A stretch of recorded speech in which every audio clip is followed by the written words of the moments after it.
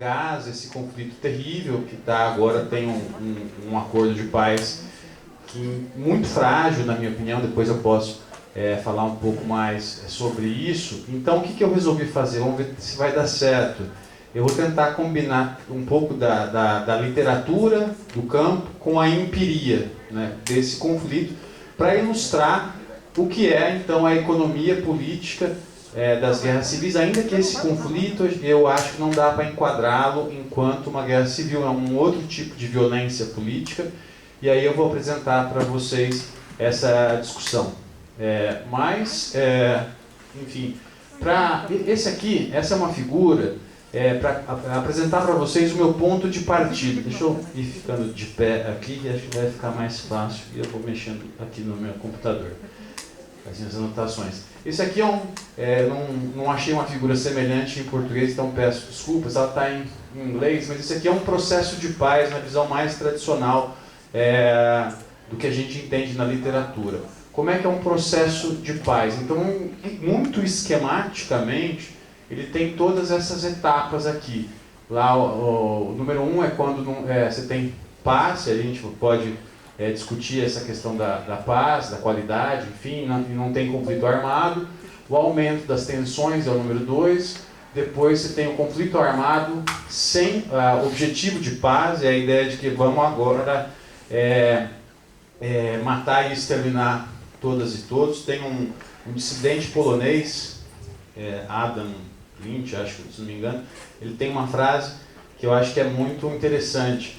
Ele diz que para um linchamento, o que basta é um amontoado de pessoas raivosas, mas para a construção da paz você precisa de uma sociedade muito bem organizada e racional para conseguir levar essa sociedade para o fim do conflito. Então, na etapa 3 ali, é o conflito armado sem objetivos de chegar a um acordo de paz. O 4 aqui é quando o conflito está em andamento, mas as partes estão tentando fazer algum acordo de paz.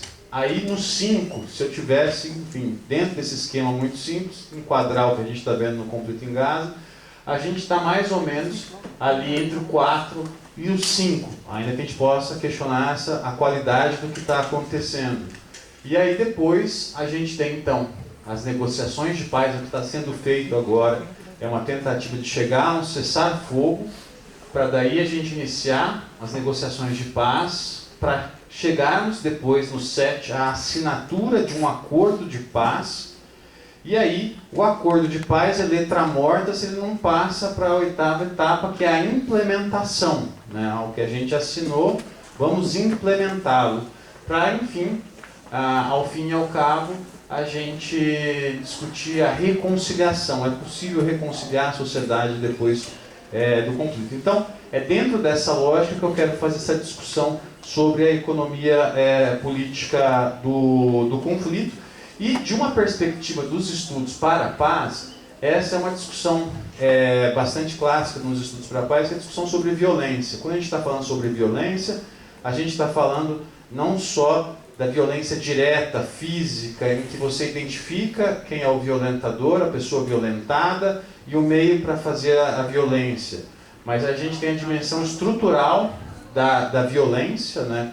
Quando você não necessariamente identifica, mas é a pessoa, a entidade que está promovendo a violência, mas você sabe que a reprodução de uma determinada estrutura vai causando uma série de violências. E dessa perspectiva, para os estudos para a paz, que é a área dentro da qual eu faço as pesquisas, eu trabalho, a grande antinomia não é guerra e paz, mas é violência e paz. E aí a violência na dimensão direta, na dimensão estrutural e também na dimensão que a gente diz a dimensão cultural, né? Quando a gente utiliza meios culturais para justificar e naturalizar eventos violentos.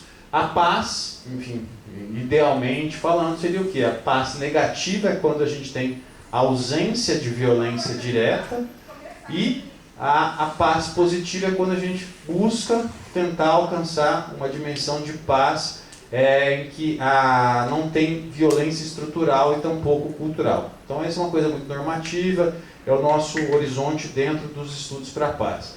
Então esse é meu ponto de partida para fazer essa discussão. E aí eu queria falar, a imagem não está muito boa, mas então vamos para a empiria agora, o que está de fato acontecendo.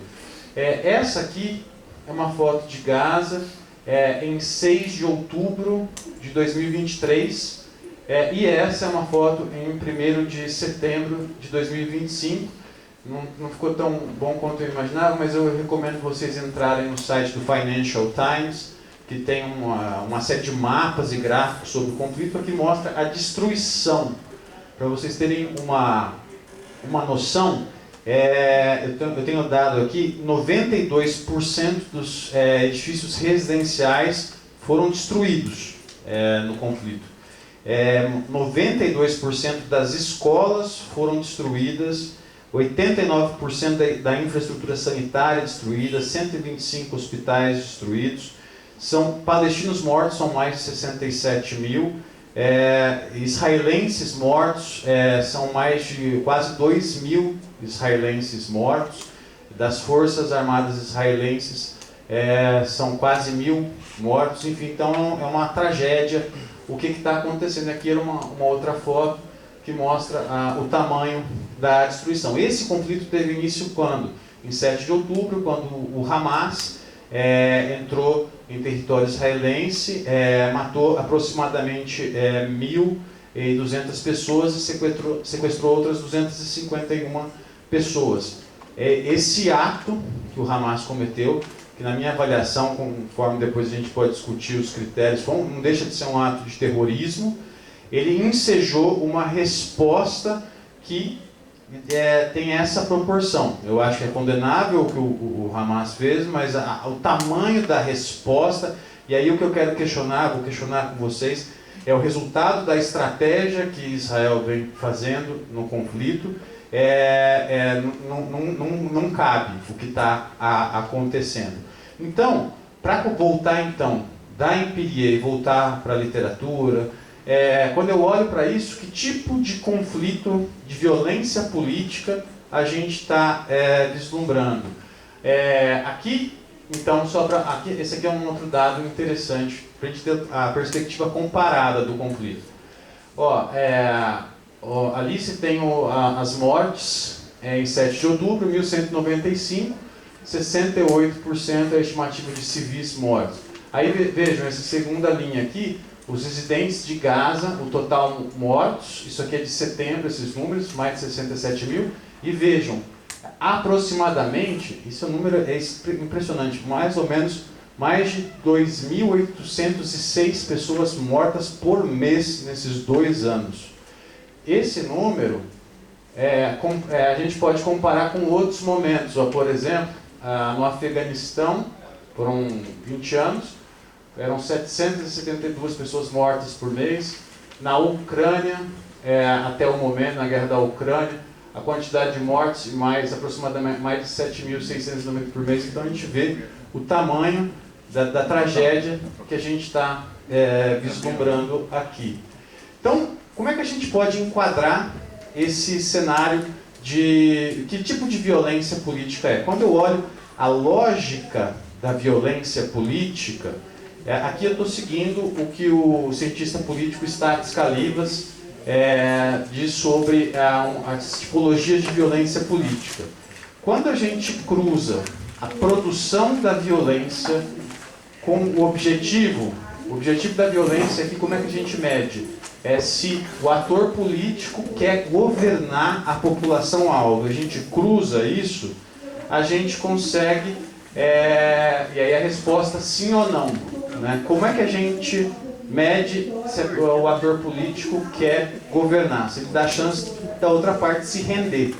Né? Se dá essa chance. Vocês se rendem, aí a gente se rende, então é sinal de que ele tem interesse em governar. Quando a gente cruza essas dimensões, a produção unilateral, só um lado produzindo violência, e com o objetivo de governar, a gente tem terror de Estado. O Estado provocando terror na população, mas com objetivos governativos. Quando você tem o interesse em governar e a violência é produzida bilateralmente, aí você tem a violência da guerra civil. 2 lados produzindo violência e querendo governar o território. Quando você tem, não há o interesse em governar e a violência produzida bilateralmente, os dois lados produzindo violência, você tem um extermínio recíproco. E aí, quando você não tem o objetivo de governar e a produção da violência é unilateral, você tem o genocídio ou a deportação em massa, né? Então, por esse enquadramento, a minha avaliação, eu fico à disposição para a gente debater, inclusive, eu enxergo a violência que a gente está sendo feita aqui, né? De propósitos genocidas. Não vejo, quando você avisa para um hospital, olha, vocês têm 2 horas para evacuar, enfim, isso não é razoável, né? Então, esse é uma forma de enquadrar a violência política, mas a partir só da lógica da violência. Aqui é outro tipo de enquadramento também, pelo mesmo cientista político, mas aqui ele está vendo quem faz a violência, quem é o perpetrador e quem é o alvo. Então, se você pega o perpetrador, o Estado, o perpetrador, um ator não estatal, e o alvo, Estado, não Estado, aí existem 11 tipos de violência política aqui. E aí a gente tem, desde da forma mais clássica de violência política, que a guerra interestatal, até a repressão estatal, genocídio, limpeza étnica, enfim. Aqui, pelo que a gente está vendo aqui, daria também eu acho que dá para enquadrar contra genocídio, porém, aqui é a questão, que tipo de guerra é essa que a gente está vendo em Gaza? Aí a gente volta para a realidade. A gente tem, então, de forma muito esquemática, 3 grandes atores no conflito. Israel, um Estado independente, reconhecido desde 1948. A gente tem a Palestina, um território que em 2012 conseguiu o status de Estado observador não membro da ONU. Ele é reconhecido por alguns estados, porém não outros estados. E aí você tem o Hamas. O Hamas é o grupo que governa a faixa de Gaza desde 2007. E para muitos ele é considerado um grupo terrorista para vários países. Quando eu olho essa configuração de atores, levando em consideração os enquadramentos possíveis, o que eu vejo? A resistência em reconhecer o território palestino, assim como os atores e o alvo da violência, entra numa categoria de violência política que hoje alguns autores chamam de guerra extra-estatal, ou porque não envolve só atores estatais, e a forma mais clássica de chamar esse tipo de conflito, para além de guerra extra-estatal, é uma guerra colonial, em que você tem um Estado querendo colonizar outro Estado. Por isso a resistência é tão grande em reconhecer a Palestina enquanto um membro permanente da ONU, porque aí ela poderia alegar que o território dela, a soberania dela, está sendo tomada. Então, quando eu penso no enquadramento da violência política, eu acho que a lógica da violência em atuação é uma lógica de genocídio, e o tipo de violência política, desse tipo de violência política, é uma guerra colonial, vamos colocar nesses termos. Então isso é a primeira parte da minha apresentação. Eu queria falar do enquadramento possível da violência política. Eu queria agora passar para o financiamento, Estou falando de economia política, como é que se financia? Então aqui, isso aqui é uma tabela que eu fiz com base em algumas fontes, algumas bases de dados, para falar, nesse caso, do tamanho de Israel enquanto um ator militar. Então a gente tem aquele MPR, o Military Power Ranking, Israel ocupa o 14º lugar mundial, Tem uma métrica lá e Israel ocupa esse lugar. O exército de Israel tem mais ou menos quase 170 mil militares ativos, tem mais de 460 mil reservistas do serviço militar obrigatório. E ali eu queria chamar a atenção, 24 bilhões de dólares, 4,% do PIB, é o orçamento de defesa. E as forças terrestres são essas aqui, eu não vou ficar lendo, depois eu posso passar os dados para quem quiser. Você tem os tanques, a aeronaves, a força naval, tem submarino, era uma coisa que eu não sabia de Israel, é um país que tem submarino, tem um arsenal de mísseis. Essa informação eu achei importante, eu queria saber qual que é o arsenal, né, o tamanho do arsenal de mísseis, mas eu não consegui o quantitativo dos dados. Aqui tem mais um arsenal de mísseis, o sistema de defesa antimíssil, o Iron Dome, que é aquele famoso que sempre Israel é atacado, o Iron Dome entra em ação. A capacidade nuclear, essa aqui essa de 80 a 100 ogivas não é declarada oficialmente, mas essa também é a capacidade. E aí Israel também tem defesas de ciberdefesa, as principais indústrias de defesa de Israel, a infraestrutura espacial, inteligência, instalações militares, alianças estratégicas com esses países. Enfim, então vocês vejam que se trata, naquela região, se trata de uma grande potência militar com uma capacidade destrutiva bastante considerável, né? E, além disso, essa é uma tabela que vai até 24 de setembro agora, em que a gente tem o aporte que os Estados Unidos dão a Israel, né, de recursos. Então aí a gente tem o que a gente chama ali do Foreign Military Financing. O que é esse Foreign Military Financing? Ele é um programa de ajuda que ele é autorizado pelo Departamento de Estado dos Estados Unidos, implementado pelo Pentágono, que paga armas de origem. Vejam, isso é muito importante. As armas são de origem americana. O governo paga para empresas americanas para que essas armas vão para países, no caso, Israel. Então vejam o montante. O total de ajuda para Israel é de 21 bilhões nesse período aí de 7 de outubro de 23 a 24 de setembro de 25. Então a gente tem o Foreign Military Financing, a aquisição offshore, né, que eles são mais 725 milhões. O que são essas aquisições offshore? São fundos dos Estados Unidos que eles ofertam ao governo israelense e podem ser usados para a construção do seu setor de armas.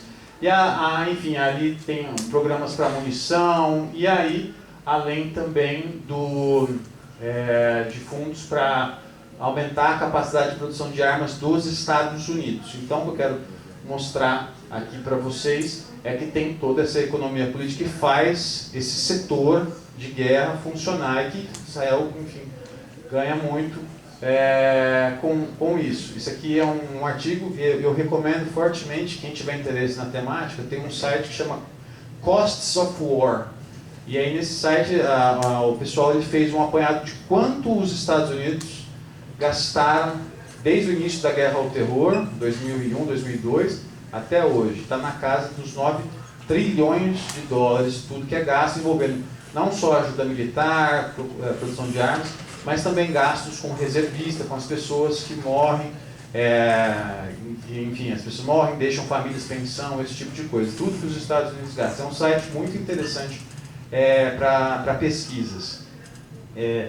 Enfim, aqui pensando no Hamas, né, qual que é o financiamento? Quem financia o Hamas? Então ali, o Hamas ele tem rigorosamente 3 conjuntos de fundos. São os auxílios externos. O Irã foi um grande patrocinador, estima-se, tudo isso aqui é estimativa, né, de autores com dados no que foi possível ser coletado, 70 a 100 milhões. O Qatar também dá apoio, tributos internos, há rendas oriundas de contrabando e comércio transfronteiriço, investimento empresarial, doações, criptomoedas, crowdfunding, enfim, toda isso aqui são as origens das principais fontes de renda do Hamas. Aqui também tem apoio da Turquia, as redes Hawala são as redes de árabes lá, de transferências de outros países árabes para o Hamas, e ajuda humanitária desviada.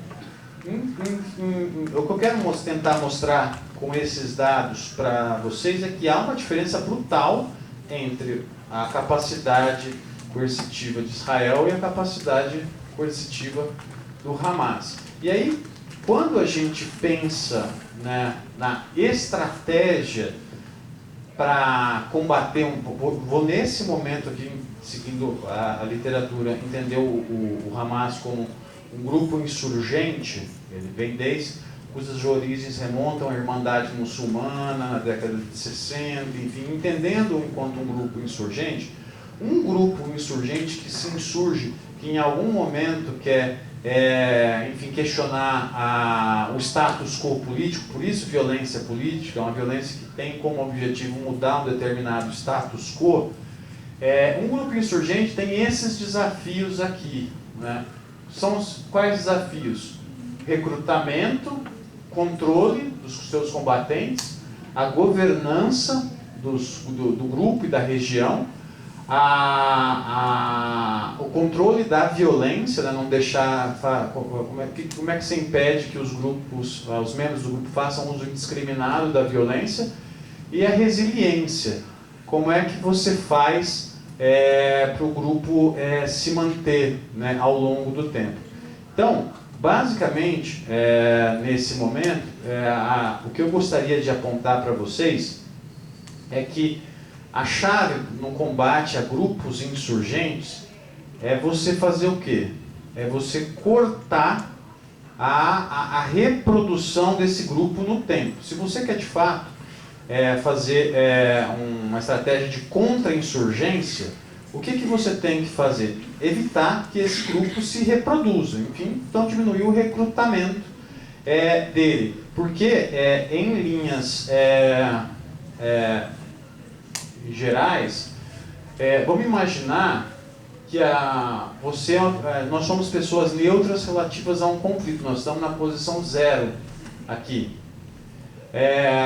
No estudo de grupos insurgentes de mobilização para a violência política, argumenta-se que existem mecanismos que tiram as pessoas de uma posição de neutralidade e as levam para a ação, né? Levam para se filiar, para entrar em algum grupo político. Então, imagina, por exemplo, que a gente está numa situação em que a gente vai neutro, mas vai ter um protesto, então a gente está inconformado com uma situação, então você passa para a situação mais um, né? Então eu vou lá num protesto, vou protestar contra o governo, vou, enfim, fazer algum tipo de ação. A posição mais um é aquela simples, você vai, faz, eventualmente volta para casa, enfim, tranquilo. A posição mais 2 é quando, digamos, eu brinco, é quando você ganha a carteirinha, que você é do grupo, né? Você ganhou a carteirinha agora, você está afiliado ao grupo e tal. Tudo isso eu quero mostrar para vocês, tentar mostrar e trazer para a discussão o que faz as pessoas se mobilizarem e entrarem num conflito. A grande questão aqui é que se de fato a estratégia de Israel fosse para desbaratar o Hamas e acabar com o Hamas, teria que ser feito o quê? Você teria que cortar as fontes de recrutamento. E aí o que os dados mostram para a gente? No início dos embates, havia uma estimativa de que o Hamas tinha algo em torno de 15 a 20 mil militantes. Era esse o número do Hamas. Alguns apontam 30, enfim. Mas vamos ficar aqui no número mais baixo, que é 15 mil. Né? Isso lá em 23. Quando a gente olha para 25, quantos militantes o Hamas tem? 15 mil. Então vejam, a despeito de Israel ter falado, já ter dito que assassinou, matou vários membros do Hamas, há um ponto que não está sendo atacado, que é qual? Esse grupo continua se reproduzindo. Então notem que é uma lógica, se você quisesse acabar com o grupo, você tem que atacar onde dói, que é no bolso, né, para recrutamento. Então, O ponto que eu quero destacar aqui é que quando a gente pensa nos grupos, usualmente a gente pensa nessas duas estratégias aqui mais à minha direita. A gente tem a estratégia da dotação econômica e da dotação social. Um grupo que tem grande dotação econômica é um grupo que fundamentalmente paga para as pessoas fazerem parte desse grupo. Eu recruto te pagando um salário. O Talibã, hoje no Afeganistão, é um grupo que paga salário. Ele não pagava no começo dos anos 2000 e agora paga salário. Então até tem uma tensão entre a velha guarda do Talibã e a nova guarda, que é o pessoal que é pago para trabalhar. E tem a outra lógica de organização, que é a dotação social, que aí são, digamos assim, são pessoas que se vinculam aos grupos insurgentes por questões mais de vínculos sociais, vínculos ideológicos, enfim. Então, isso aqui, a depender da sua dotação, isso vai influenciar como o processo, né, organizativo do grupo vai se dar. E, então, com base nesse apontamento, o que a gente vê é que, no caso do conflito israelo-palestino, a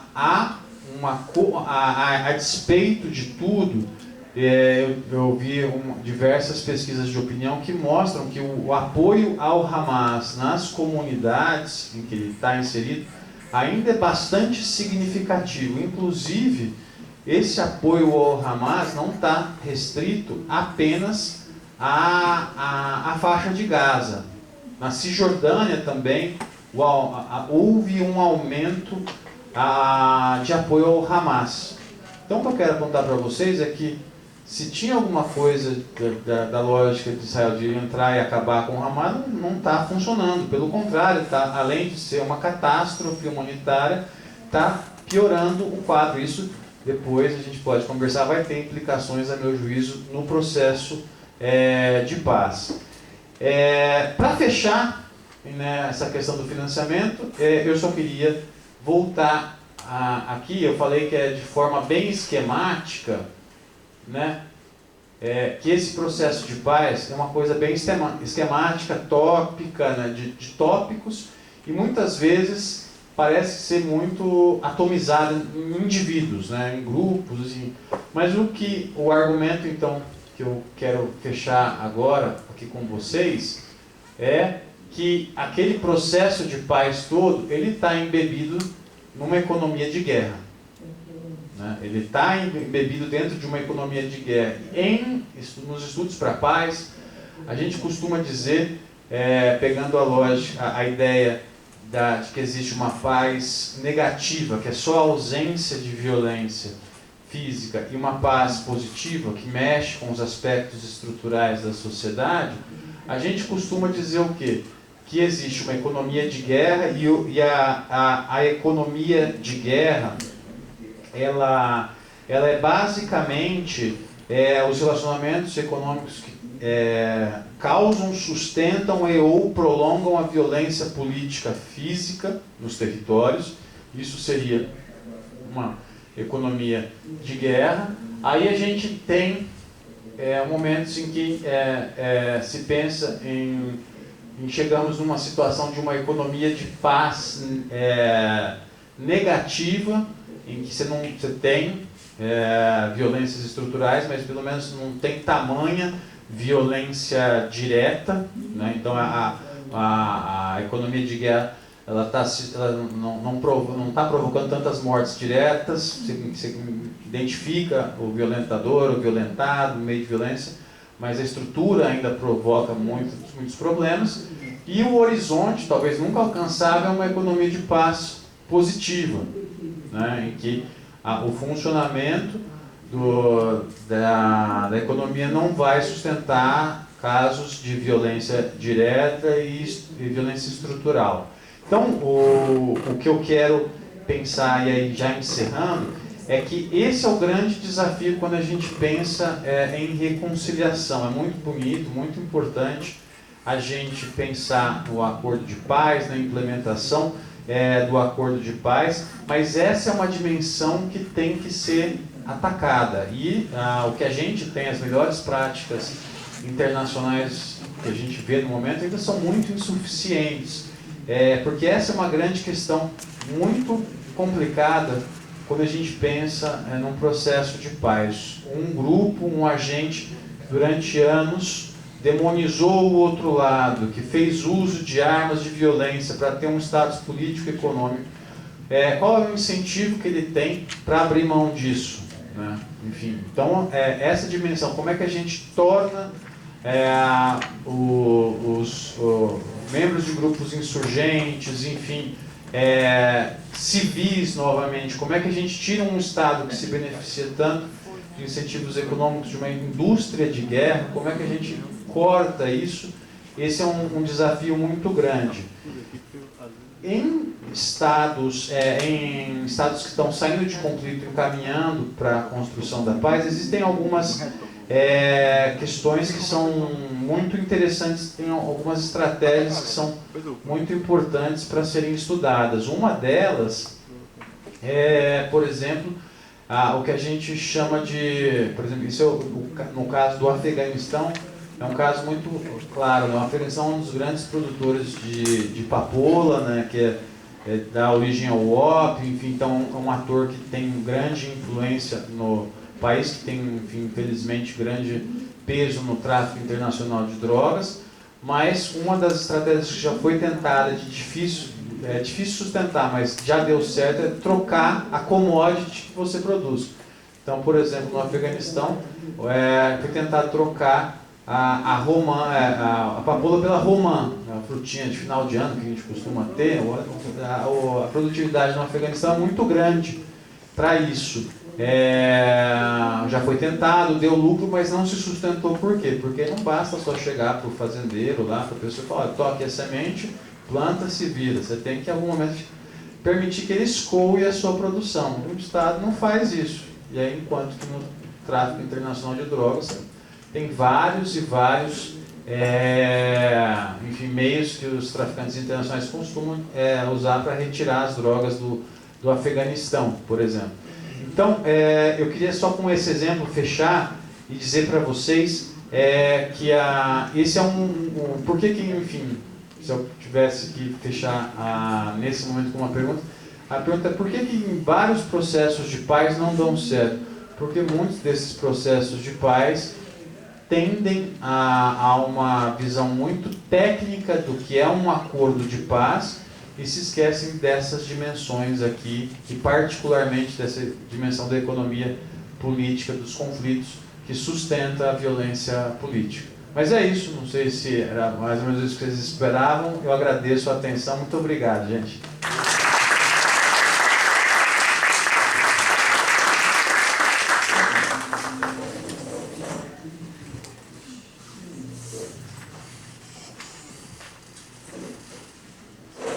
Bom, queria em primeiro lugar então agradecer a organização do evento, né, aqui do encontro do BPGE, do terceiro encontro do BPGE, pelo convite aqui para conversar com o Áureo nessa mesa. Também queria te agradecer aqui pela fala, Áureo. Não é exatamente o meu objeto de estudo, né, essa discussão tanto da violência quanto da paz, nos termos que tu está trabalhando, mas é muito interessante ver o jeito como tu apresentou de maneira mais estruturada, assim, né, como que a gente pode fazer um certo esquema, né, da formação da violência, por um lado, de maneira mais geral, e como que a gente pode ler a guerra civil como um aspecto específico, né, como tu mostrou ali nos esquemas. E claro, né, acho que a discussão sobre a Palestina também vai ser talvez aqui o meu gancho para a gente conversar um pouco, né, porque acho que tenho a impressão que a gente compartilha da opinião de que, seja por qual critério o conceito que a gente queira trabalhar, é um aspecto incontornável do nosso momento histórico, e é um aspecto que nos permite atualizar certos conceitos, né, com certeza conceitos das relações internacionais, conceitos que a gente pode pegar mais especificamente da economia também. Então ele é um material interessante, assim, acho que pode servir aqui para nossa conversa. E de certa maneira, então eu estava te escutando aqui, estava pensando assim em puxar inicialmente esse debate, né? Eu acho que interessante também depois vai ser ouvir, né, os demais colegas aqui, mas eu acho que eu queria puxar inicialmente o debate tentando pensar contigo aqui, Áureo, o quanto que o conflito na Palestina, o genocídio mais especificamente dito, né, na Palestina, ele nos ajuda a pensar e a atualizar o conceito de colonialismo, de colonização, né, mais especificamente. E para tentar pensar essa atualização em termos muito específicos, assim, né, eu queria te colocar assim, uma questão para a gente pensar junto, assim, óbvio que não é uma pergunta aqui de bate-pronto, mas é mais para a gente pensar junto mesmo. Queria pensar uma atualização da ideia de colonização, que um autor que eu gosto bastante, que me dá uma certa possibilidade, justamente por ele usar essa ideia de colonização, e fala mais especificamente de colonização de povoamento em andamento, né, por parte do projeto sionista nos territórios palestinos, que é o pensador Ghassan Kanafani, né, e que ele tem uma série de trabalhos assim, de literatura, não só de história. Ele usa, na verdade, uma estratégia muito interessante, né, de usar a literatura para tentar apresentar também, né, esse conflito histórico na região. Eu acho que é uma boa saída, mas ele também tem trabalhos históricos em que ele justamente vai tentar descrever o que acontece na região, né, a atuação ou a forma como o projeto sionista se coloca na região já desde o mandato britânico, né. Então, o que eu vou tentar recuperar aqui, talvez de maneira um pouco distinta do que tu fez, embora as coisas conversem, eu quero justamente colocar a conversa das coisas, não é tanto o momento contemporâneo do conflito, mas a origem desse conflito remontada ali justamente ao período do mandato britânico, portanto depois do fim da Primeira Guerra Mundial, quando França e Inglaterra, pelo acordo lá do Sykes-Picot, acabam planejando dividir a região ali, né? Não só a Palestina, mas o Líbano, a Síria, o Iraque, né, planejam ali dividir a região caso fossem vitoriosos lá contra o Império Otomano. Assim acontece, eles, né, de certa maneira traem lá todos os árabes que lutaram junto com eles durante a Primeira Guerra Mundial e dividem o território naquelas zonas de influência, né, que a gente bem conhece. E naquele momento histórico também, o mandato britânico ele começa a construir uma certa aliança bastante particular, né, com o projeto sionista na região. Por isso que a gente pode chamar, né, ou reconhecer naquele momento histórico não só interesses coloniais por parte da Inglaterra na região da Palestina, mas também em aliança com os interesses coloniais já do projeto sionista, né, dos judeus para a região. E aí eu queria entrar mais especificamente, dado esse contexto mais geral, eu queria entrar mais especificamente numa hipótese que o Ghassan Kanafani trabalha num livro chamado Revolução Palestina. Ele quer tratar especificamente de talvez um primeiro dos levantes, né, que a gente pode identificar ali mais consistente na região, que ocorre entre 1936 e 1939, né, que é o primeiro momento em que efetivamente tem uma certa resistência estruturada ali à atuação dupla, né, do colonialismo ali da Inglaterra e também do projeto sionista. E para tentar explicar essa formação de uma resistência e ao mesmo tempo como essa resistência na verdade não tem exatamente força para ser vitoriosa naquele momento, ela tem algum aspecto da sua constituição que, digamos assim, é como se o Kanafani estivesse nos dizendo que tem algo estrutural naquela resistência que a torna frágil e que dá uma certa vantagem estrutural do sionista naquele momento ali na década de 30, que é uma hipótese que o Ghassan Kanafani constrói, que é justamente o que eu queria conversar contigo aqui. Em primeiro lugar, então, para começar essa hipótese, ele vai dizer o seguinte: para o Ghassan Kanafani, o que está acontecendo na região, né, a atuação dos judeus na região, é uma atualização desse conceito que é tão caro para nós, que estudamos especialmente essa disciplina de formação econômica do Brasil, né, todo mundo que estuda, né, colonização de maneira geral, que é o conceito de colonização de povoamento. Né, para o Ghassan Kanafani tem uma certa atualização da colonização de povoamento por parte dos sionistas ali naquele momento histórico. E se a gente tenta recuperar, né, a ideia de colonização de povoamento agora aplicada no seu contexto, digamos, vamos dizer assim, original, né, da atuação das metrópoles europeias aqui no momento da modernidade, né, na sua atuação, portanto, aqui no continente americano, a gente poderia dizer assim, tentando levantar alguns critérios assim da colonização de povoamento, a gente poderia dizer, de maneira geral, acho que são 3 critérios que a gente poderia falar bem brevemente aqui, que nos ajudam a caracterizar a colonização de povoamento, né? Que é o tipo de produção, o regime de trabalho que caracteriza essa modalidade de colonização e o regime de propriedade da terra. Em termos de tipo de produção, quando estamos falando de colonização de povoamento em termos, né, da atuação das metrópoles europeias aqui no continente americano, modernidade, portanto não ainda dos sionistas na região, no território da Palestina, a gente diria assim, que tipo de produção, né, a colonização de povoamento vai se caracterizar por uma produção para abastecer mercado interno, produção de subsistência. Então basicamente essa é mais ou menos a característica que a gente vai identificar. Em termos de regime de trabalho, né, não vou entrar em todos os detalhes aqui, mas a gente conhece bem que, a gente sabe bem, né, que metrópoles como Inglaterra, Holanda e França tinham interesse de escoar uma população excedente, né, para suas colônias do continente americano. Então o objetivo era recriar aqui uma força de trabalho livre. Não se tratava, portanto, de uma modalidade de colonização que utilizasse mão de obra escravizada, né, na sua primazia. Então a mão de obra era livre. E o regime de propriedade da terra era da pequena propriedade, justamente para garantir a reprodução, a criação dessa mão de obra livre no território americano. Quando a gente tenta transpor essas características aqui em relação à atuação, agora sim, do projeto sionista no território palestino, é engraçado porque a gente é obrigado a atualizar cada um desses critérios, a repensar cada um desses critérios. Vou começar, na verdade, pelo da terra, né, que na verdade eu acho que é efetivamente a maneira como o projeto sionista começa a atuar na região. Né, já a partir, né, de uma decorrência, um desdobramento do segundo Congresso Sionista, que acontece na Suíça em 1898, se cria o chamado Fundo Nacional Judeu, né, que é justamente como tu colocou também, né, é muito importante mapear essas estruturas de financiamento. É justamente esse fundo que começa a financiar a compra de terras por parte dos judeus ali na região.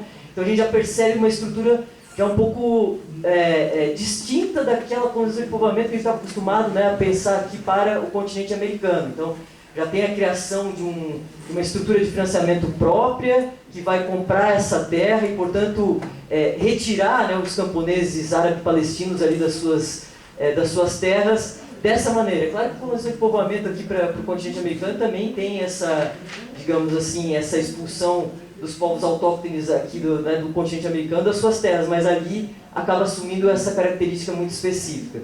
Mas eu acho que a hipótese fundamental do Ghassan Kanafani passa pelo tipo de produção, e eu acho que é uma hipótese muito original que eu queria colocar aqui para ti, para todos, né, os colegas aqui, para a gente tentar pensar junto. Que o Ghassan Kanafani vai falar assim, quando a gente tenta atualizar o tipo de produção que a colonização de povoamento vai fazer no território palestino, ele vai dizer o seguinte: aqui a gente tem que pensar que, no fundo, o capital judeu ele vai cumprir uma tarefa que também, quando a gente está estudando formação econômica do Brasil, economia brasileira, a gente se dedica bastante a descrever, a estudar esse momento histórico, que é o processo de industrialização, né, que se inicia, ou seja, de transformação de uma estrutura, que aí a gente poderia entrar num debate infinito aqui, mas eu não quero exatamente me fixar nisso, né, mas transformação de uma estrutura agrária que possui aspectos, traços pré-capitalistas numa economia propriamente industrial. Né? A gente vê essa transformação em várias das economias, e essa transformação acontece também ali na década de 30, diz o Ghassan Kanafani, no território palestino, mas com uma característica muito sui generis, porque a estrutura agrária com elementos pré-capitalistas dos árabes-palestinos vai ser transformada numa economia industrial. Então esse processo de industrialização vai se dar com capital judeu. Com capital judeu, e que aí entra também a questão da mão de obra, né, da modalidade de trabalho, né, que eu falava ali como sendo um dos critérios importantes ali da colonização de povoamento, porque esse capital judeu, como a gente bem sabe também, tinha aquela característica de só empregar mão de obra também de judeus, né, então para excluir muito claramente, e aí é uma exclusão assim, você estava falando da estrutura da violência, estava muito pensando nisso também, né?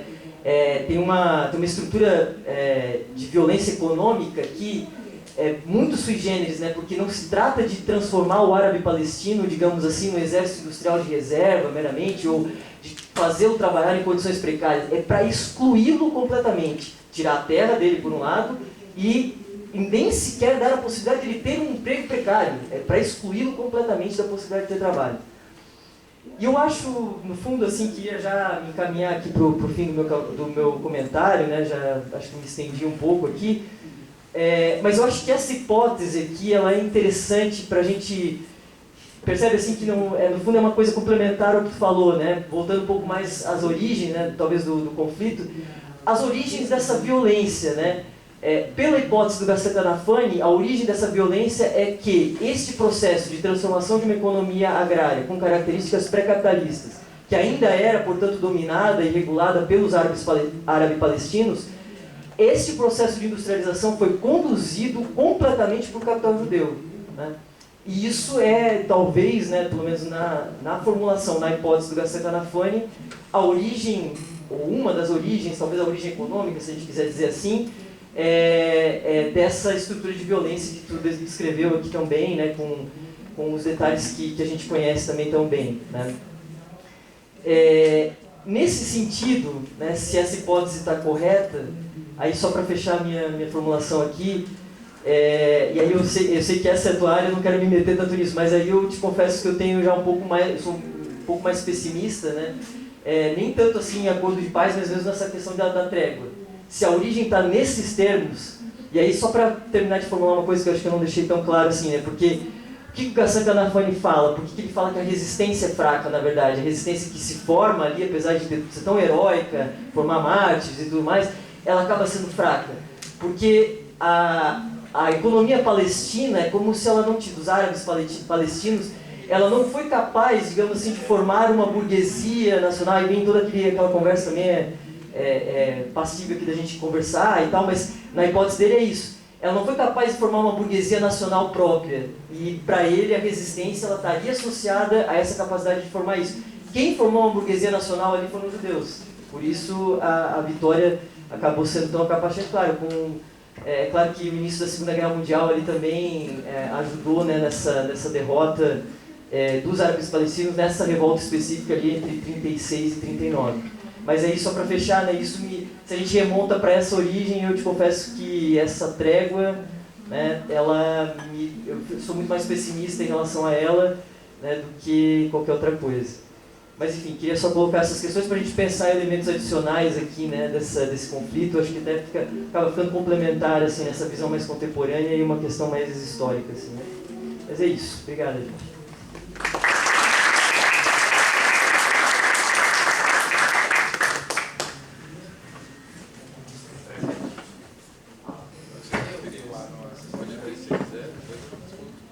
Bom, pessoal, vou abrir um bloco de 3 perguntas e depois, conforme o tempo se der, mais 3, se não, a gente para o encerramento. Quem se... Isabelle? Os 3 aqui. Vocês podem vir aqui na frente para usar o microfone? Você, a Isabelle, você. Isabelle. Está mais, sim, 4, 6. Boa noite. Parabéns pela exposição, parabéns também pelo comentário. A pergunta é para ajudar quem é de fora, digamos, tanto da linha de pesquisa quanto desse universo de guerras, enfim. Quando a gente ouve crime de guerra, a gente tem a ideia de que existem práticas não permitidas dentro de um contexto de algo permitido que seria uma guerra. E paralelo ao fato de que a gente hoje está bem distante de alguns tipos de conflitos, se você pensar em época de império, em época, sabe? Mas sem o risco de ser anacrônico, sabe? Antes estava tudo errado, agora as guerras que a gente faz estão certas. Eu queria entender, finalmente, o que separa então uma guerra que é lícita dentro de acordos internacionais, né, que é mais, enfim, sua área, de algo que, porque na verdade a guerra em si, para mim, acho que pelo senso comum não devia estar acontecendo. Mas o que separa então, tipo, um conflito que é, digamos, visto nos termos nossos, assim, atuais, de algo que, tipo, não, sabe, crime de guerra, atrás de crime de guerra tem que acabar, e aí caminhar para uma paz, um acordo de paz. Pra entender isso também.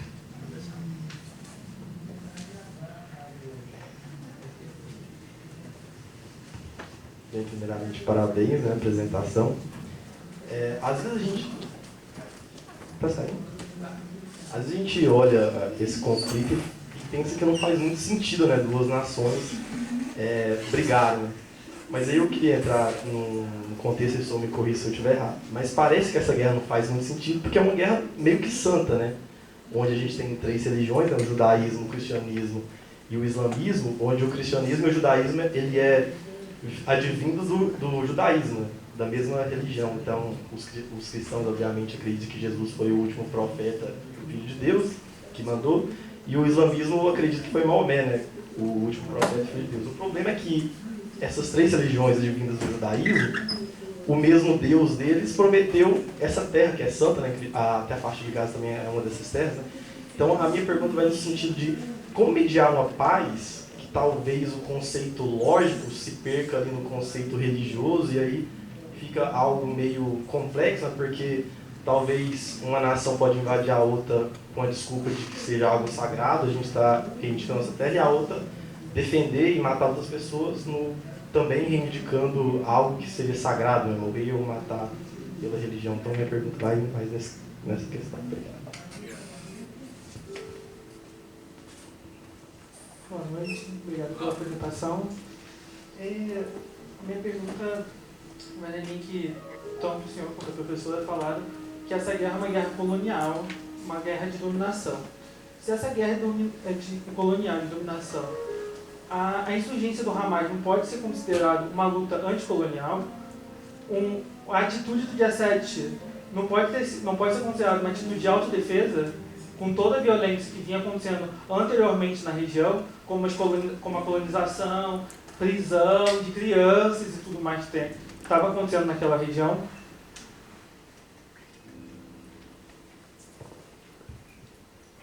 Obrigado. Excelentes questões. Eu vou começar de trás para frente aqui. Bom, Glauber, guerra colonial, luta anticolonial, isso é um ponto importante que eu queria chamar a atenção de vocês. Quando a gente estuda violência política, né, pelo menos do meu ponto de partida, ela é um fenômeno eminentemente relacional, né? Envolve uma relação, então é uma violência direcionada para a mudança de um status quo que está dado. Então, nesse sentido, isso é importante, pode parecer trivial, mas é importante para a gente escapar de explicações às vezes psicologizantes. Não, o cara é violento porque ele é biruta, aqueles caras lá são malucos, enfim, por isso que eles cometem atentado terrorista e tal. Então, à luz do que você aponta, eu acho que dá para dizer, né? Se é um fenômeno relacional e à luz do que a Raquel relembrou a gente da história, né, do conflito, de como a região... é um mapa interessante para vocês verem como é que era em 48, depois das fronteiras em 67, como é que está hoje, né? A tomada de território, os assentamentos judeus que foram tomando o território. Então, nesse sentido,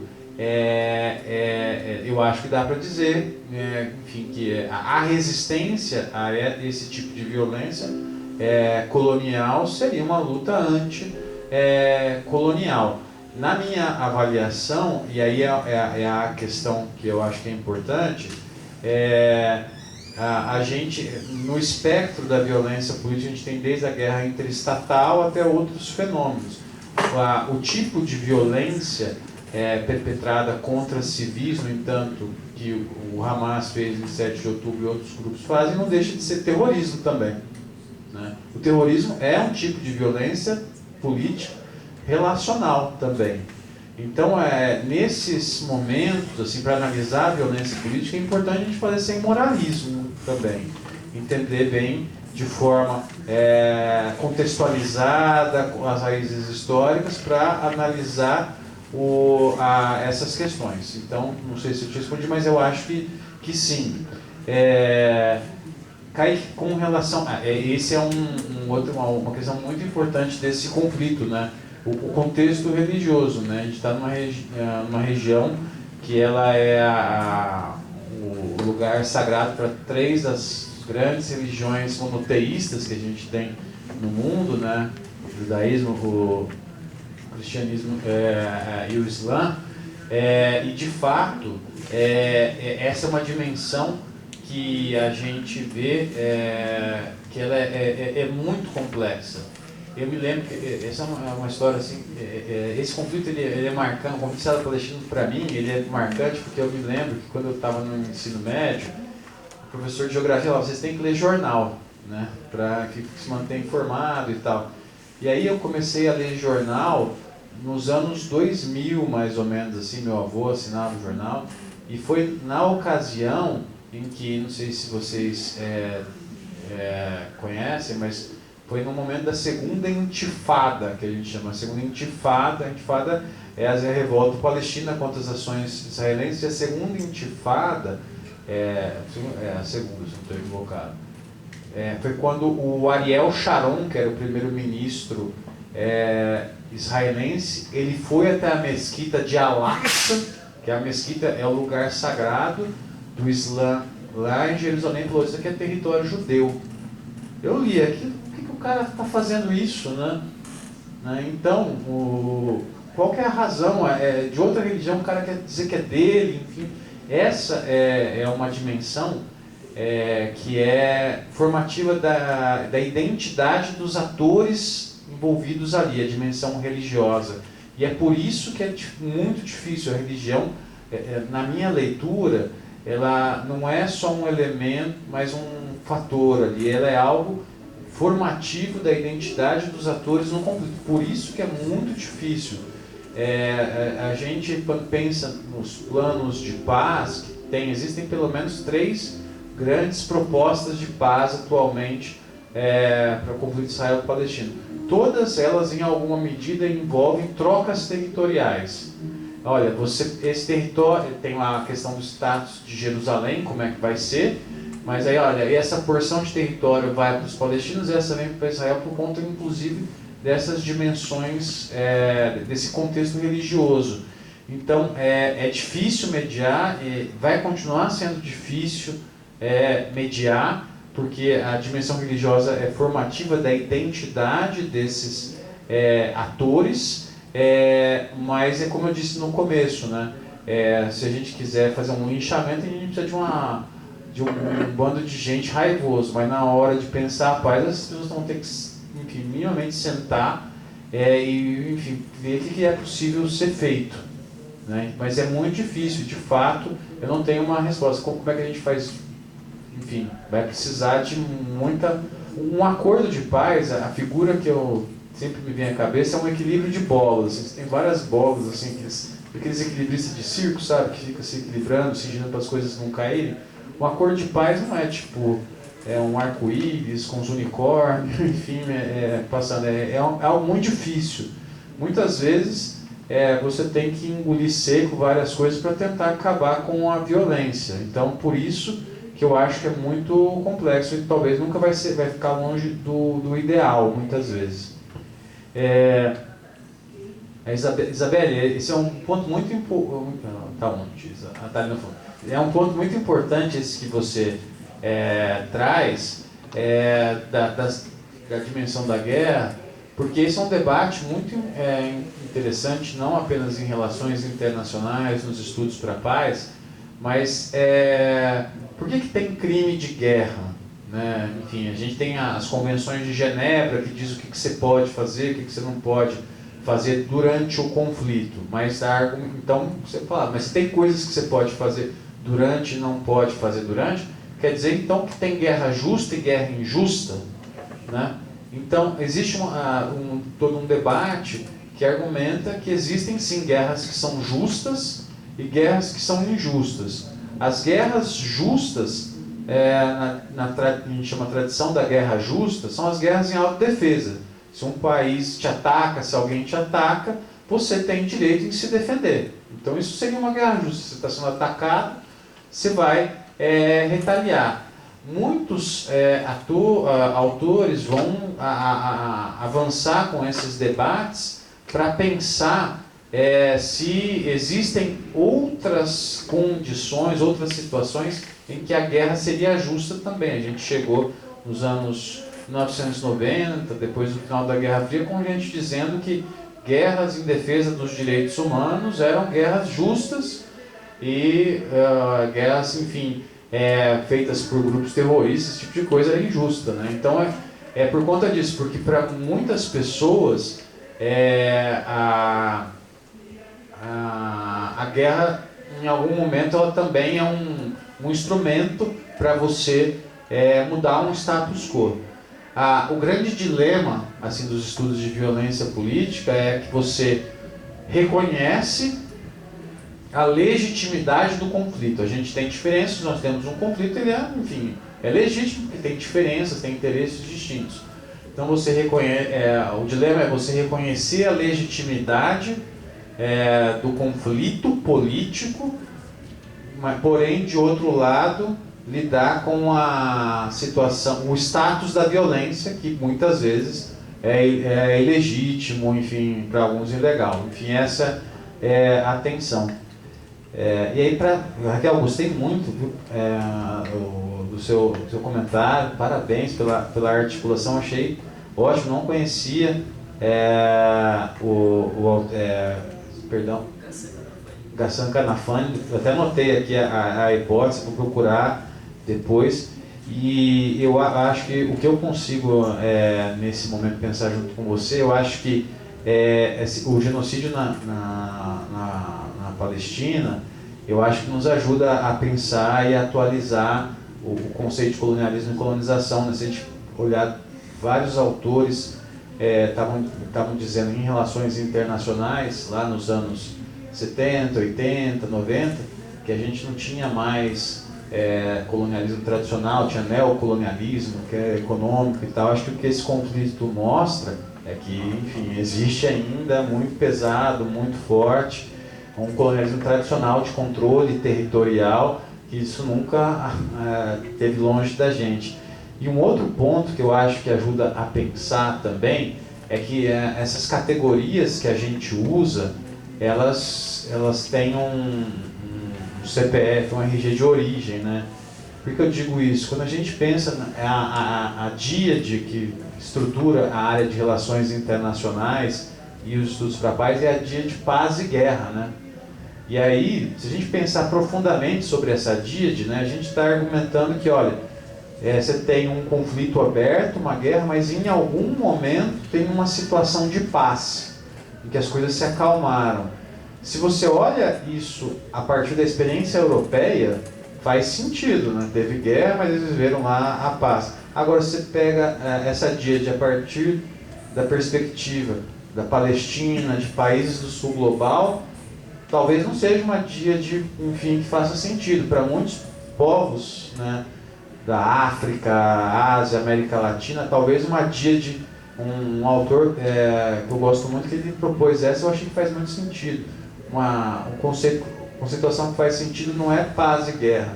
Para esses povos é batalha e repressão, porque eles tiveram durante muito tempo enfrentando batalhas, e quando não estavam em batalha aberta, eles estavam sendo consistentes e sistematicamente reprimidos, né? Então acho que esse conflito e tantos outros nos ajudam a repensar, refletir e olhar os vieses de origem dos nossos, enfim, toda essa gramática que a gente utiliza para, enfim, fazer análise.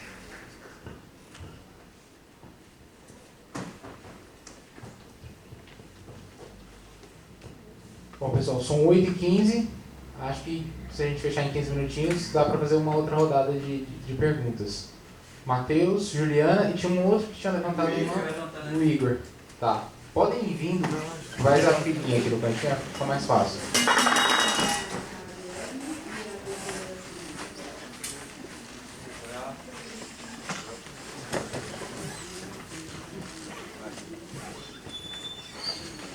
Boa noite, obrigado aí pelo esclarecimento sobre esse conflito palestino.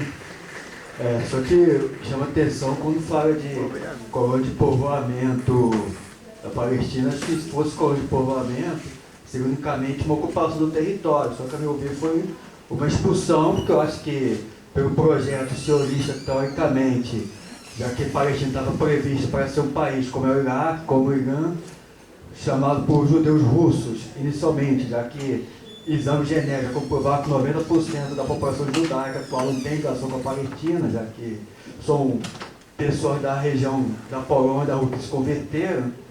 É isso que são pessoas que acho que não foi povoamento, foi um genocídio, Nakba, expulsão do pessoal do território. Se fosse povoamento, era só chegar e ocupar o território, só que teve expulsão do pessoal para poder ser maioria dentro. Só me chamou atenção isso aí. Boa noite, professora. Muito interessante a palestra do senhor, a discussão que foi colocada depois. Gostaria de parabenizá-los pela fala.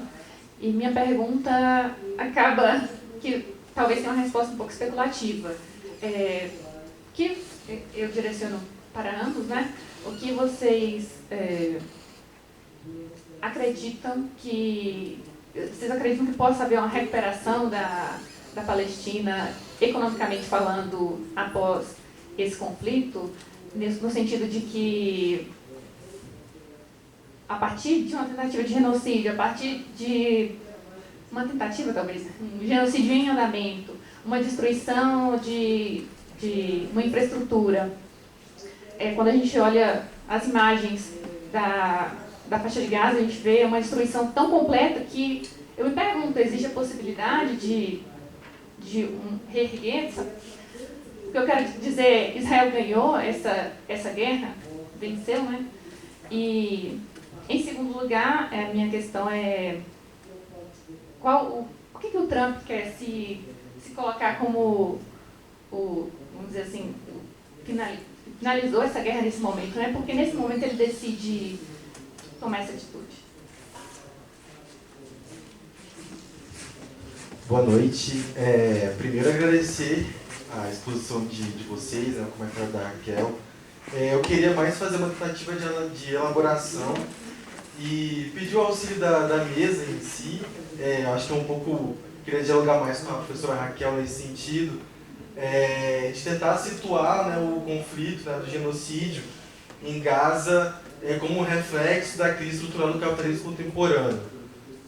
A gente sabe, né, a partir também de uma ótica, né, da economia política, né, da economia política, que a gente está vivenciando, né, uma crise, né, desse padrão de acumulação, né, flexível, onde o eixo da acumulação está, né, numa ótica financiarizada, né, em que o neoliberalismo ele se coloca não apenas, né, como um conjunto de políticas econômicas, mas também como normativa de vida, né, numa perspectiva mais ontológica, da exacerbação, né, do tal do individualismo metodológico, né, enfim, da tentativa de extinção, enfim, de tentativas, né, de coletivização, né, enfim, das massas, e quanto que isso é hostil, né, para as populações, para as massas, né, de uma maneira geral, justamente por ele atacar, né, e trazer toda essa hostilidade em relação ao âmbito, né, da própria reprodução do capital, que é justamente, né, o trabalho, né, enfim. Então, acho que é mais uma tentativa de tentar perceber que a partir dessa crise, né, do neoliberalismo, da crise do capitalismo contemporâneo, perceber como que essa falta, né, do elo da sociabilidade, né, que é o trabalho, ele também culmina, né, e leva à exacerbação, né, de movimentos extremistas, né, do discurso de ódio, enfim, e é um movimento político que a gente tem visto, né, desde a última década, da ascensão da extrema-direita. Isso é que a gente pode fazer nessa relação justamente com o regime sionista de Israel, né, e a sua hostilidade em relação a Gaza. Então, o que eu estou querendo dizer é que o capitalismo contemporâneo, nas suas diversas facetas de desumanização, enfim, da que a gente tem visto, né, no dia a dia, né, da nossa própria vida material, da falta, né, dos nexos de coletividade, e também pensando também, por exemplo, das questões climáticas também, que já está num ponto de não reversão, mas também pensar no genocídio em Gaza como esse ápice dessa desumanização, né, do potencial do capitalismo ser uma ameaça à sobrevivência, uma ameaça à sobrevivência das civilizações, né, e de um povo, né, de uma etnia, né, enfim.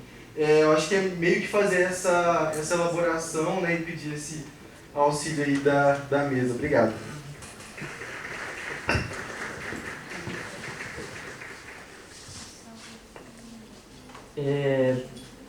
Bom, só pergunta fácil, né? Mas queria começar pela tua pergunta, né, pelo teu comentário, né, que falou da colonização de povoamentos. Eu só queria dizer assim que é justamente nessa linha que eu estava querendo me referir a uma atualização da ideia de colonização de povoamentos, né? Porque só um breve comentário, mas quando a gente estuda isso, tenta aplicar, né, pensar nesse conceito, assim, quando estamos falando da modernidade, né, das metrópoles europeias chegando no continente americano e tudo mais, às vezes dá a impressão que é justamente como tu falou, de uma maneira meio idílica, assim, né, não estou dizendo que é isso que tu acha, mas dá a impressão que colonização de povoamento aqui foi assim, quase que foi uma coisa pacificada, né, com as populações autóctones.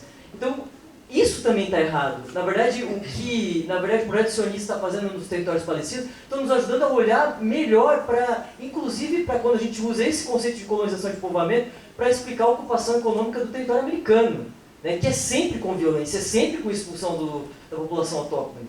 Então, é nesse sentido que eu estava até falando de uma atualização. É como se o projeto sionista lá no território palestino estivesse nos ensinando melhor, inclusive sobre a nossa própria história aqui. Então, se eu dei a entender o contrário aqui, né, de que foi uma coisa light, né, falando de colonização de povoamento, então parece que os judeus vão chegando e simplesmente ocupando. Não, é justamente a violência característica dessa modalidade de colonização que eu acho que está sendo atualizada nesse momento histórico, né. Desculpa, eu acabei não anotando o nome da menina que veio fazer a pergunta aqui depois. Juliana. Para falar um pouco assim sobre o que eu anotei aqui, assim, um pouco da possibilidade de recuperação, né, digamos assim, ao fim do genocídio, né. E aí eu acho que assim, se junta também com uma pergunta que, se eu não me engano, foi o Glauber que fez antes ali, falando sobre resistência. O que seria, né, uma resistência anticolonial, se dá para chamar o Hamas de resistência anticolonial. Quero juntar as duas perguntas porque, assim, eu acho que não tem como pensar em recuperação depois de um genocídio sem desfazer esse nó da colonização. Não tem recuperação se a colonização permanecer. Se a colonização não for mais agora ou tiver que ser em parceria, né, entre o Estado de Israel e os Estados Unidos, é colonização. Vai permanecer sobre outros aspectos, né, na reconstrução, enfim, e nessa reconstrução os árabes palestinos vão estar isolados, né, da mesma maneira. Então, o que eu acho que dá para falar nesse sentido é reconstrução só se o laço da colonização se desfizer, senão a gente só vai ter uma continuidade. E aí eu entro na pergunta lá sobre a resistência anticolonial, né. Eu meio que queria devolver um pouco essa pergunta, no sentido assim, a gente tem que pensar, quando a gente olha lá para a separação das ex-colônias em relação às metrópoles europeias, toda aquela história que a gente conhece do século XIX, depois século XX também, uma série de independências que a gente pode descrever aqui, aquilo ali foi um tipo, né, uma modalidade de separação da colônia em relação à metrópole. E foi encampada por alguns personagens, alguns protagonistas específicos, né? Vou dar um exemplo qualquer aqui, só para a gente pensar um pouco de maneira mais concreta. Assim, se a gente pensa a separação dos Estados Unidos em relação à Inglaterra, ainda no final do século XVIII, né, a gente vê que tem um traço ali, por exemplo, né, isso é uma descrição por exemplo, que o Furtado faz, muito conhecida aí, de que existe um traço de protecionismo econômico que foi muito importante naquela separação, porque já tinha um início de processo de industrialização em vigor dentro da economia norte-americana, que começou a querer se defender em relação à produção da Inglaterra. Então, ali tem uma característica muito específica. O que significa se separar, né? Uma colônia se separar da metrópole? Por isso que eu estou falando, a gente tem que voltar agora à pergunta, né? Eu volto a pergunta para vocês, era para a gente pensar junto meu aqui, né? O que significa, se a gente quiser realmente levar a sério, né? Uma resistência anticolonial, né? Uma separação dessa metrópole que agora é o Estado de Israel, o que significa essa resistência agora? Se a gente levar a sério, inclusive, a hipótese lá do Kanafani de que não se formou exatamente, se é que damos também essa importância toda para uma burguesia nacional como sendo, né, um objeto de resistência importante, mas se não se formou essa burguesia nacional, se aquela revolta lá de 36 a 39 foi levada a cabo em parte por camponeses, por esses camponeses ali que ainda estavam vinculados àquela estrutura agrária pré-capitalista, e de outra parte por líderes, que a gente poderia dizer assim, líderes religiosos, locais, que começaram a se formar ainda quando a região da Palestina era colônia do Império Otomano, nem era ainda, né, nem estava ainda sob influência do mandato britânico. Então percebam que coisa, assim, que amálgama de coisas aquilo que foi aquela resistência. Camponês liderado por líder religioso, e assim que eles tentaram, mas acabou não dando certo na hipótese do Kanafani por não ter se formado uma burguesia nacional. E agora? O que agora, nesse momento histórico, formaria essa resistência anticolonial aí, para que a gente chegasse efetivamente numa reconstrução? Eu não tenho resposta para isso, mas eu acho que são essas as perguntas que a gente tem que se colocar, né? Refazer as perguntas, não é só reconstruir a região no sentido de dar mais dinheiro para a construção civil, fazer novos prédios, não é só isso do que se trata. É como que a gente corta o nó colonial ali, né? Seria mais esse sentido. Só para fechar aqui, não quero me estender demais, da última pergunta, cadê agora? Está lá. Que fez ali, que acho que é uma pergunta central também, não é fácil de responder ela rápido aqui, mas eu acho que tem sim uma ligação central, assim, do que está acontecendo, o que o projeto sionista está levando a cabo ali no território palestino, com o que a gente poderia chamar, digamos assim, de uma crise de reprodução do capital de maneira mais geral. Eu diria de novo, né, eu acho que os conceitos de colonização e de autocolonização que são a chave para pensar essa relação aqui entre a crise do capital e as saídas para a crise do capital. Quem me ajuda a pensar isso, os autores em quem eu me apoio para fazer essa conexão entre as duas coisas, crise do capital, colonização e autocolonização, na verdade são, assim, em grande medida, que a Rosa Luxemburgo e o Lenin, né? O Lenin vai falar mais do conceito de autocolonização e a Rosa Luxemburgo de colonização aqui num sentido bem específico, né? Que seria a gente pensar assim, o capital em dificuldade de reprodução precisa encontrar mercados externos, né? Você conhece bem a questão aqui, e é um pouco do que se trata, desde o mandato britânico, passando pelo próprio projeto sionista. Em grande medida era a busca por certas matérias-primas importantes na região, a começar pelo petróleo, mas não só, né? Então, essa busca por mercados externos, mercados externos aqui no sentido da Rosa Luxemburgo, né, de encontrar os elementos de capital constante, né, matéria-prima, insumos, equipamentos em geral, e elementos também de capital variável, né, que seriam aquilo que ajuda a reproduzir a força de trabalho, encontrar esses elementos para além, né, daquilo que os países centrais conseguem obter no seu próprio território. Acho que isso é explicado, essa parte aqui da colonização que foi levada a cabo no território palestino é explicado um pouco por essa dificuldade de reprodução do capital, né? E eu acho que a gente poderia, inclusive, começar a falar também de autocolonização, né? É um outro conceito que também é importante, porque quando os países não conseguem, os países centrais, ou a reprodução do capital não consegue obter fora dos seus territórios isso que o capital precisa para ser produzido, vai buscar dentro do seu próprio território. Aí a gente deixa um pouco o território, ou a discussão da Palestina de lado, e a gente começa a falar de Brasil, na verdade. O que o Brasil faz ao avançar a fronteira agrícola do Cerrado, do Mato Piba, fazia antigamente na própria região amazônica, agora não tanto. Mas o que é isso, se não autocolonização? Né? Então perceba como tem elementos do que está acontecendo naquela região que sim nos ajudam a explicar as dificuldades da reprodução do capital de maneira mais geral, mas acho que isso também é um tema assim, amplo. Eu queria falar de algumas coisas aqui, mas acho que, né, renderia aqui para falar mais, na verdade.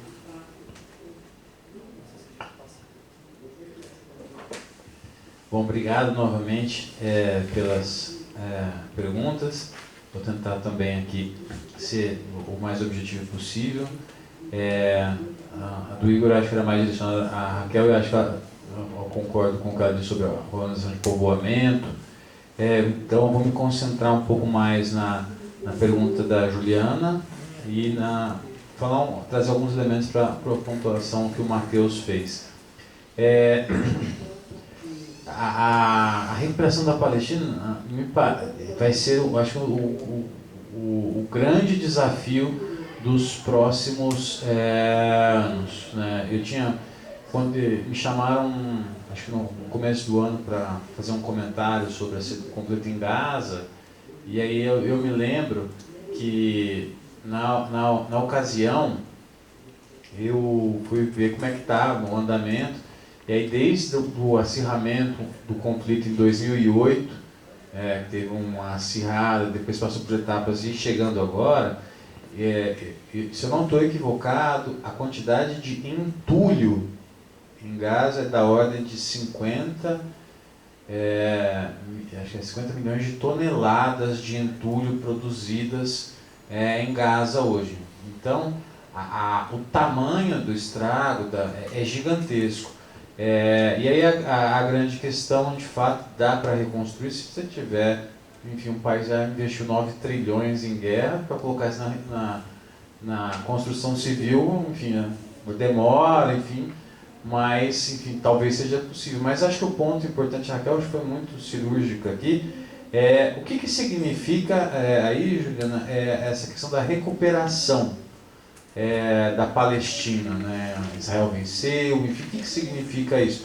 Aí eu acho que tem uma dimensão também, quando a gente pensa na construção da paz em situações pós-conflito, que tem a dimensão física da infraestrutura, mas também tem a dimensão que é pouco estudada e que é muito complicada, que é a dimensão da reconciliação e de outras questões, como justiça de transição, cura do trauma, enfim.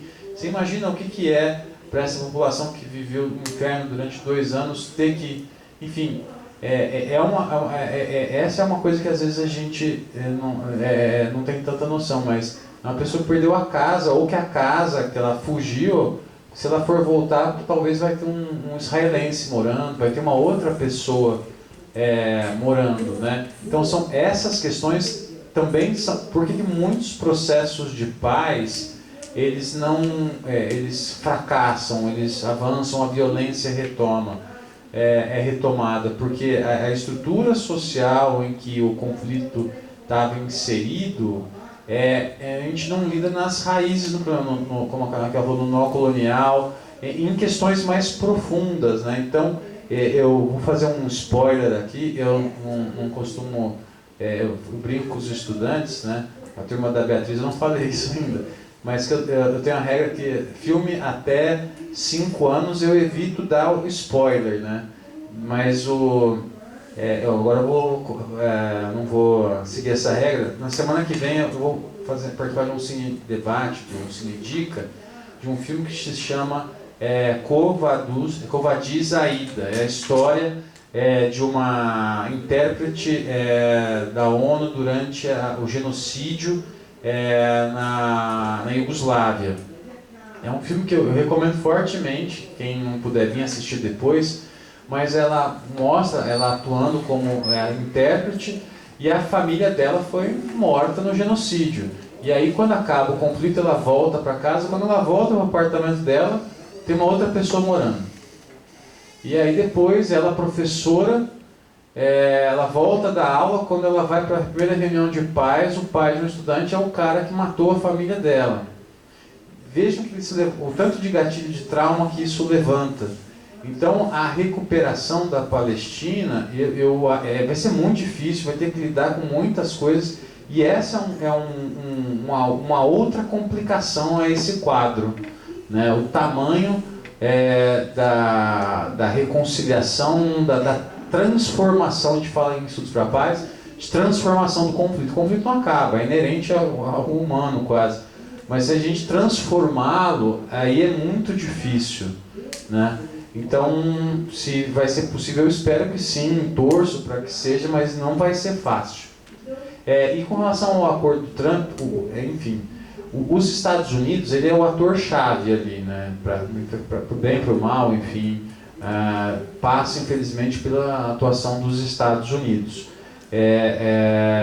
Eu particularmente acho que Israel é o ponto desestabilizador ali no Oriente Médio, as ações que ele faz, enfim, mas nesse momento, como é que eu enxergo esse plano? Não sei se vocês tiveram a oportunidade de ver, tem 20 pontos o plano, e é uma coisa que para mim ainda é muito imprevisível. Ela é imprevisível porque tem algumas questões, em tese, no plano é possível ver a possibilidade da solução de 2 estados lá, mas há algumas travinhas, olha, tem que acontecer isso para chegar nessa discussão. E eu, particularmente, nesse momento, eu tendo a achar que o Trump, ele tinha dito, vamos fazer antes uma Riviera, agora esse plano, ele está querendo buscar algum prestígio internacional, algo que o Obama conseguiu. Isso eu vi quando eu fui para os Estados Unidos em 2019, eu fiquei um tempo lá, era o Trump, na primeira gestão, ele queria ser o patrocinador de um acordo de paz. Naquela ocasião, eu me lembro que ele queria ser o patrocinador do acordo de paz entre o Talibã e o governo talibã. A ideia era levar, inclusive, os talibã para a Casa Branca, enfim. E aí agora ele resolveu fazer isso. Eu acho, por mais problemático que seja, foi o que, enfim, fez com que o Netanyahu escutasse e começasse a parar alguma coisa, a pressão que ele fez. Se vai se sustentar, aí eu tenho muitas dúvidas nisso, né? Mas eu acho que nesse momento o que o Trump quer é prestígio, ele quer se catapultar, ele quer eventualmente mudar, mexer no sistema político dos Estados Unidos para conseguir mais um mandato, enfim. Uma coisa que a gente está vendo agora, que como está sendo corroída lá as instituições dos Estados Unidos, né? Então é muito imprevisível. Teve uma questão importante agora de parar, enfim, minimamente, mas ainda muito frágil. E para fechar, né, o comentário que eu faria a ponderação do Matheus, eu acho que talvez trazer mais uns elementos para complicar a discussão.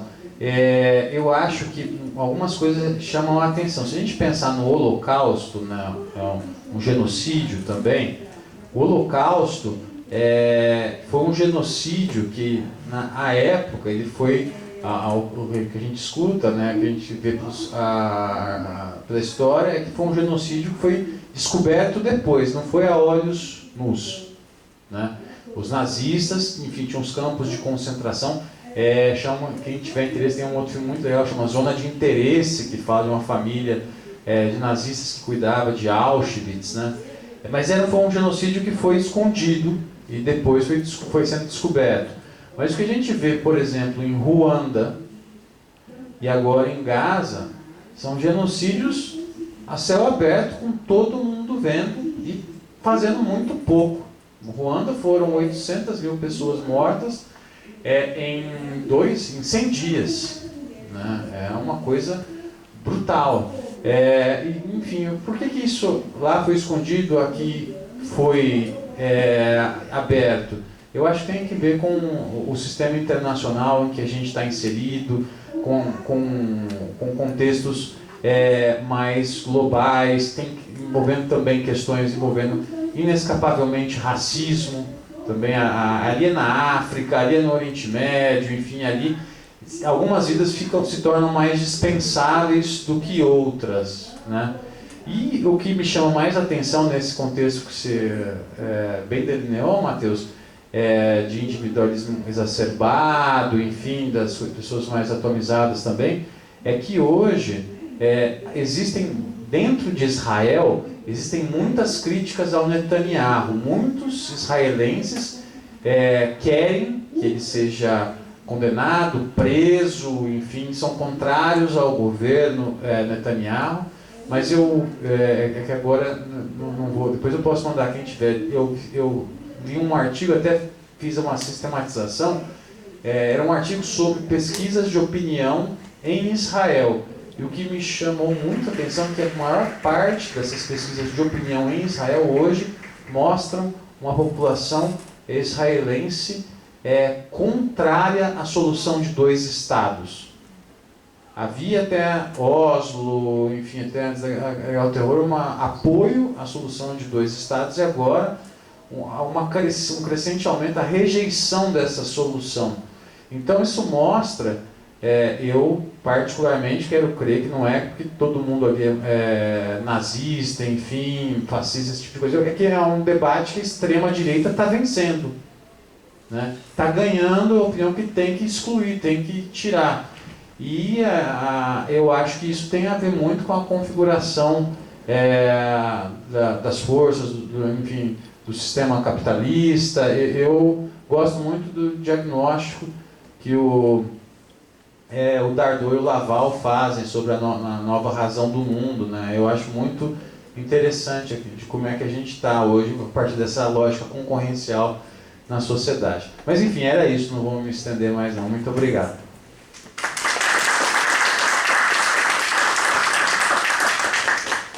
Bom, pessoal, com isso, encerramos a mesa 2. Amanhã, às 9 da manhã, começamos as rodadas de apresentação de trabalhos online. Amanhã o dia todo é online. Quinta-feira voltamos ao presencial.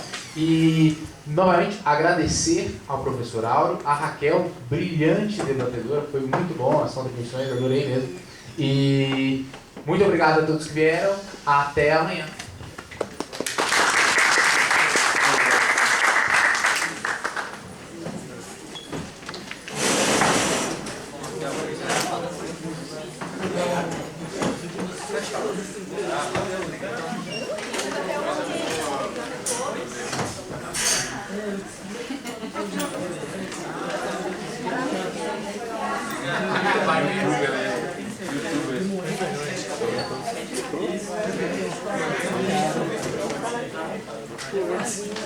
Ah, tá.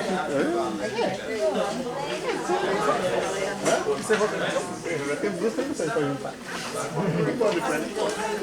Até porque o iníciozinho tá faltando, então o povo vai entender que tá passando. Chumbado da expressão. Mas é uma hora, pô, a gente tava na hora do play, não deu play. No meio, cara. Calma. Lá meio que. Cadê o Kaique? A gente tá todo mundo embora. Que vai levar essa bomba aqui? Um monte de coisa. Cadê o Kaique? Tu não vai embora não, tá com a chave, você vai lá no senador. Aí a gente vai começar com aquelas...